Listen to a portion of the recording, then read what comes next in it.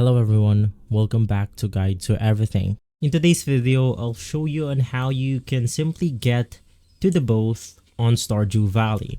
So basically, this is the best thing that you can do after completing the community center. So before you do this, you must complete the community center. From there, we can just head over to the fish shop.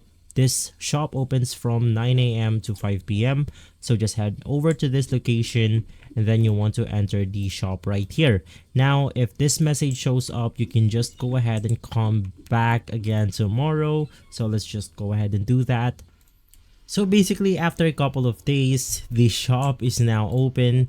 So you go ahead and have to read the mailbox from Willie right here in order to get the shop open. So make sure to just simply do that. Right after, you can just head over to the shop right here. You then want to enter the back door, and basically right beside this door, you will be able to get to the boat. It will then simply play out a small cutscene on which you have to go ahead and watch, and from there you must gather some materials.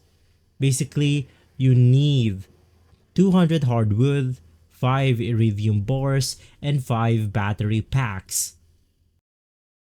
Basically, right after providing these materials, you will be able to get to the boat. But before you can have the invitation to unlock the store, you must complete the community center, which is going to be this one right here.